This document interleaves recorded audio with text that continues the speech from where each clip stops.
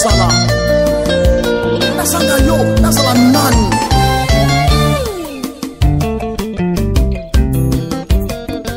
Usika nona koma nani Yaka lisusu Yaka Tondi sanga Nana matina ngomba Pona polo dimension Wapi nzambe na mose Oya vandaka na ngomba Asekinga pe mingi Solinga pe mingi Afingi ba sekinga na yoki posa molimo Posa molimo Posa molimo Posa molimo Molimo ye kitela bana Posa molimo Posa molimo Posa molimo Molimo ye kitela bana Posa molimo Posa molimo Posa molimo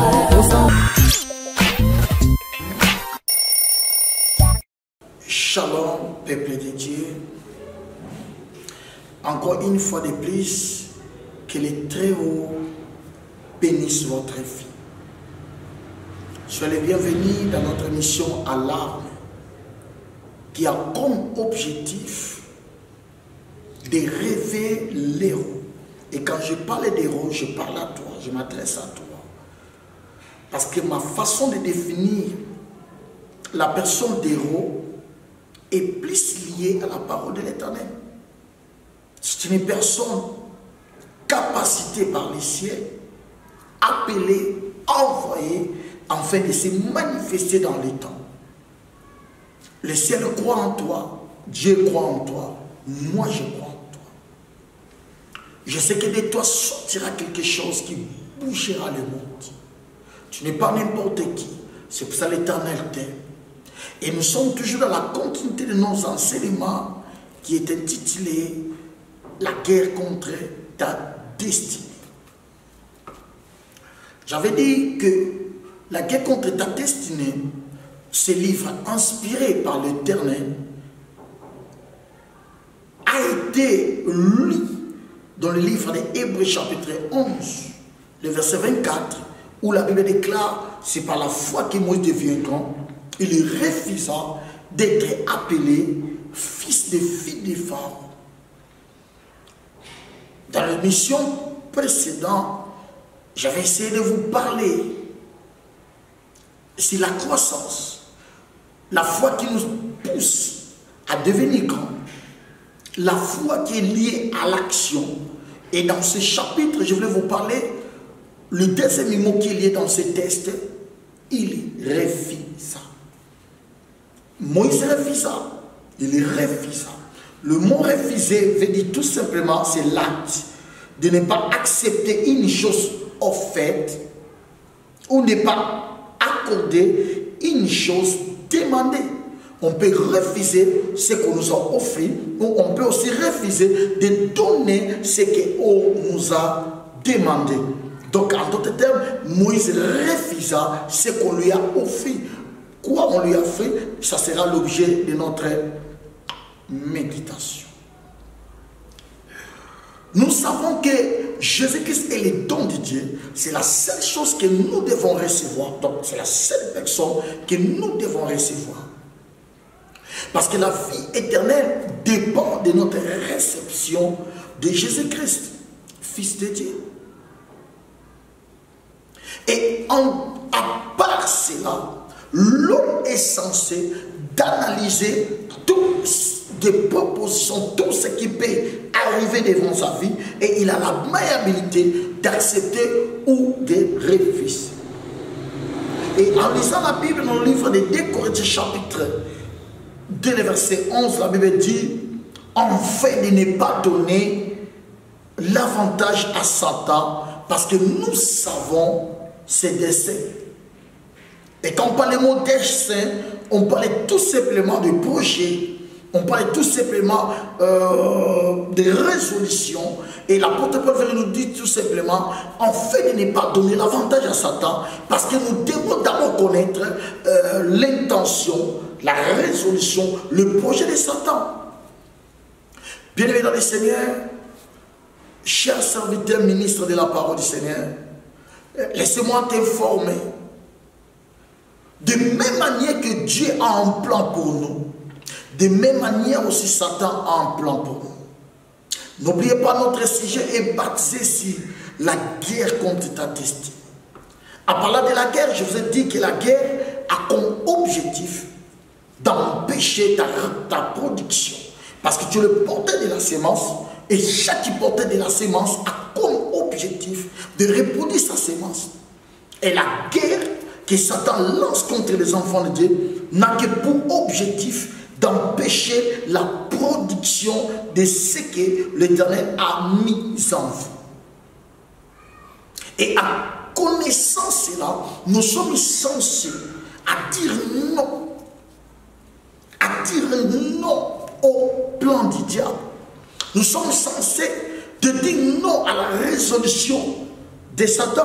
Laissez-moi lire avec vous le livre de Psaume 40, verset 6.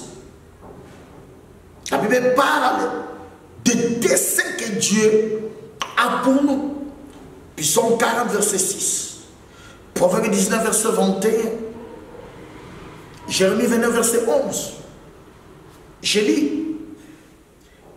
Il y a dans le cœur de l'homme beaucoup de projets, mais c'est le dessein de l'Éternel qui l'accomplit. Ça, c'est le livre des Proverbes. Tu as multiplié, Éternel, mon Dieu, tes merveilles et tes desseins à notre faveur. Ça, c'est le livre des Psaumes. Dieu a toujours multiplié ses desseins, il a toujours multiplié ses merveilles, il a toujours multiplié ses projets pour notre avantage. Et dans le livre de Jérémie, la Bible dit, car je connais les projets que j'ai formés sur vous. En d'autres termes, Dieu a des projets pour nous. Et la Bible dit clairement, les projets de bonheur et non de malheur. C'est que ce que l'Éternel veut faire de nous, ce n'est pas quelque chose de malheur. Et à le contraire de ce que Dieu pense de nous, c'est ce que Satan veut. Qu'est-ce que Satan veut? Satan veut le malheur pour notre vie.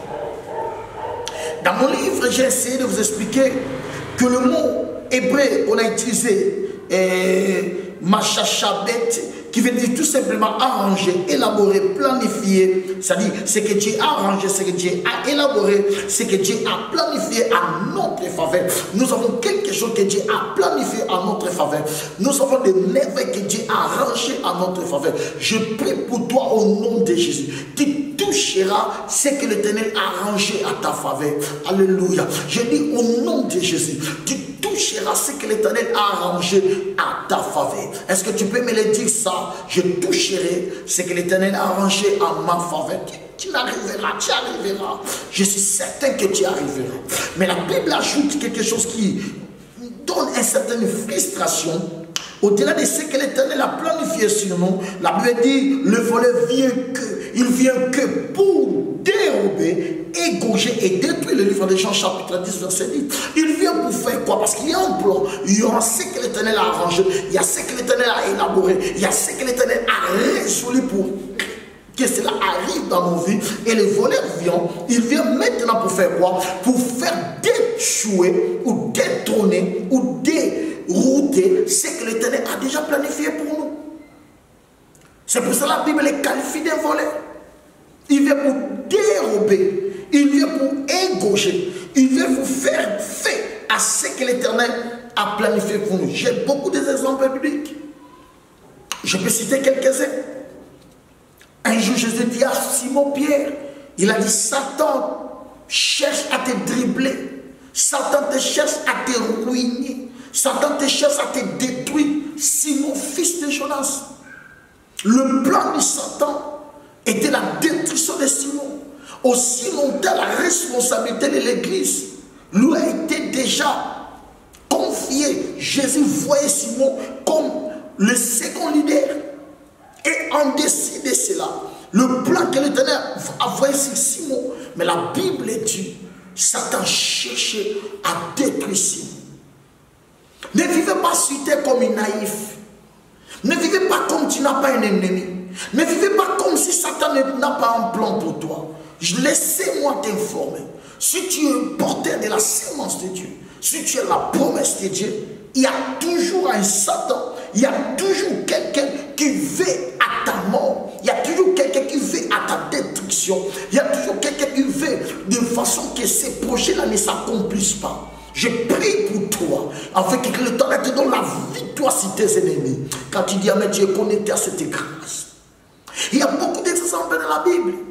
Est-ce que qui ne connaît pas l'histoire de Simon, de Judas Iscariote? Il était parmi les 12. Lorsque les autres disciples, ils ont abandonné Jésus, il était là. Et n'oubliez pas, la Bible dit, il était sélectionné parmi les 12 que Jésus avait sélectionnés. Mais la force de Satan l'a détruit. Satan l'a dévié. Et ce qui est grave, il s'est pendu. Oh mon Dieu. Est-ce que tu peux me dire que sa destinée c'était la mort? Est-ce que tu peux me dire que le plan était de mourir? Non. Non. Et c'est un peu de voir l'histoire d'Ananias et Saphir qui faisaient partie de l'église. Ils faisaient partie de l'église primitive. En d'autres termes, ils étaient aussi sélectionnés. Ils étaient aussi des membres. Et moi, je crois que quand l'apôtre Pierre prophétisait, faisait des déclarations sur l'église, ils étaient aussi des bénéficiaires de cette déclaration. Mais c'est qu'il ignorait qu'il y a un voleur, il ignorait qu'il y a un adversaire, il ignorait que Satan n'aime pas notre bien. Satan n'aime pas ton mariage. Voilà comment tu as perdu ton mariage. Satan n'aime pas ton église. Voilà comment tu as perdu ton église. Satan n'aime pas tes projets. Voilà comment tu as perdu ton entreprise. Voilà combien tu as perdu beaucoup de choses. Parce qu'il y a un adversaire. Il y a un ennemi qui ne veut pas. Et qui ne connaît pas la fin d'Ananias et Saphir. Lorsque les autres marchent pour la gloire, Ananias et Saphir, oh mon Dieu, se sont retrouvés morts, prématurés, à cause de cela. Peuple de Dieu, peuple de grands rois. La Bible considère Satan comme il se déguise à l'ange de lumière. Mais il a toujours un projet. Son projet, c'est détruire ce que l'Éternel a mis en toi. Et c'est pour cela que ce livre a comme objectif, et cet enseignement a comme objectif, de réveiller ta conscience, afin que tu découvres le plan malsain de ton ennemi et de savoir comment refuser. Parce que Dieu nous a créés, la Bible déclare, il a mis devant nous la vie et la mort, c'est à nous de choisir. Et l'homme possède la capacité de choisir, de décider. L'homme possède la capacité de faire son choix. Et une fois que tu as la révélation de ce que ton ennemi planifie pour toi, une fois que tu as la révélation de ce que ton ennemi planifie pour toi, tu as la capacité de dire non. Laissez-moi lire deux versets, le premier livre de Jean, verset 5, chapitre 5, verset 4 à 5. Écoutez ce que la parole de l'Éternel dit. Car tout ce qui est né de Dieu triomphe du monde. Et la victoire qui triomphe le monde, c'est notre foi. Qui est celui qui a triomphé du monde? Sinon, celui qui croit que Jésus-Christ est le Fils de Dieu. Deuxième verset, premier livre de Jean 4 et 4. Nous, petits enfants, vous êtes de Dieu et vous l'avez vaincu. Parce que celui qui est en vous est plus grand que celui qui est dans le monde. Donc dans le monde, il y a quelqu'un. Mais celui qui est en vous est plus grand que celui qui est dans le monde. Tu as la victoire quand tu connais ces choses. Tu as la victoire quand tu découvres que celui que tu possèdes est plus grand en relation de celui qui est dans le monde. Laisse-moi conclure pour te dire ceci.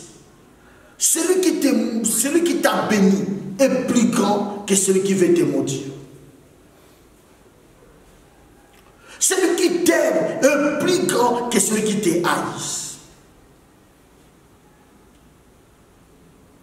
Dieu qui a besoin de toi est plus grand que celui qui t'abandonne.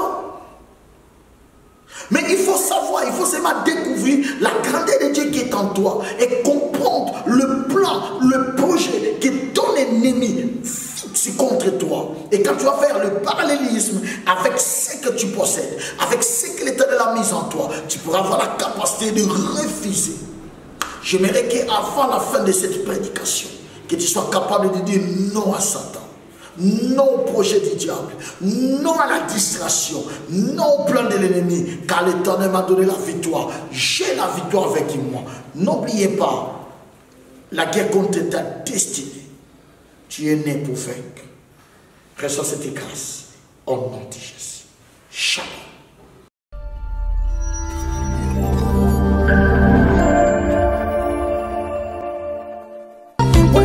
musika no nazala kokauka nazelo kote osa nanga ya kosala nasanga yo nazala nani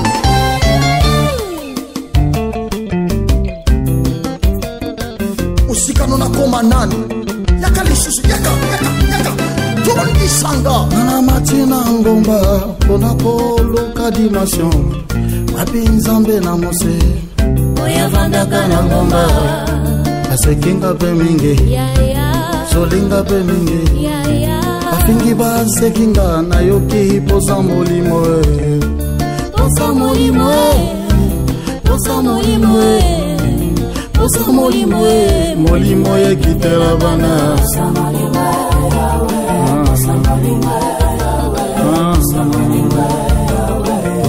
molimo yekitela bana